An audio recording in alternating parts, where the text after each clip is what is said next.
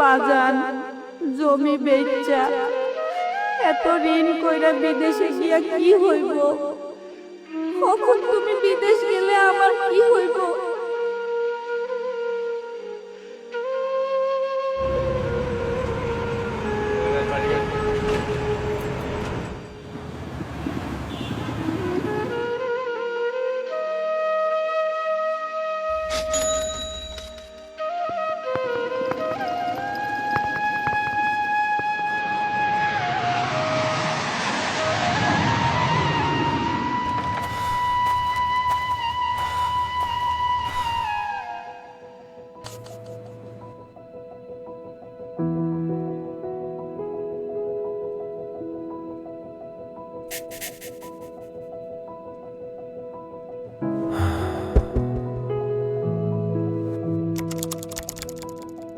মা, শরীরটা খুব খারাপ লাগতেছে।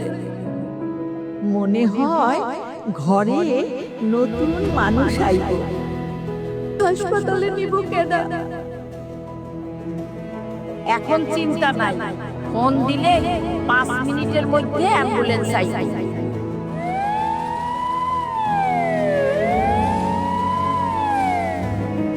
কত টাকা বিল হয়েছে? আপনার স্বামী দেশকে সমৃদ্ধ করছে, দেশ কেন প্রবাসীদের পরিবারকে সমৃদ্ধ করবে না? সরকার আপনাদের সেবা প্রদান করছে বিনামূল্যে।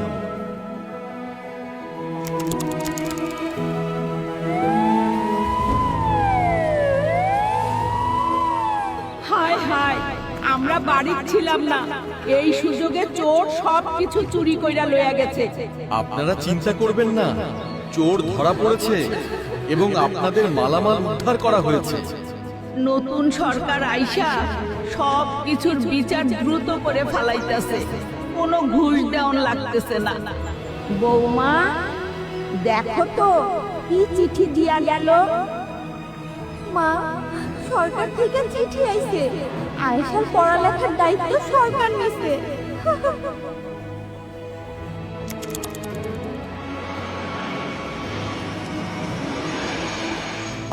প্রবাসীদের সার্বিক সহযোগিতার জন্য আমি জেরি আছি আপনার সাথে। কিভাবে সাহায্য করতে পারি? তোমরা কেমন আছো? আজ নিজের চোখে তোমারে দেখলাম বাবা।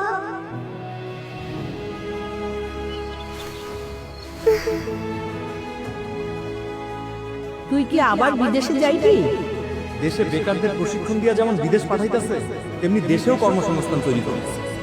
আগে আমরা প্রবাসীরা ছিলাম টাকার মেশিন, আজ যারা আমার মা স্ত্রী মাইয়ার সম্মান রাখছে, চিকিৎসা সেবা দিচ্ছে, মাইয়াটার পড়ালেখার দায়িত্ব নিচ্ছে, ভাবতাছি আর বিদেশ যাবো না, এই ঐক্যবদ্ধ বাংলাদেশে থেকে যাবো। ঐক্যবদ্ধ বাংলাদেশ গড়তে দাঁড়িপাল্লায় ভোট দিন।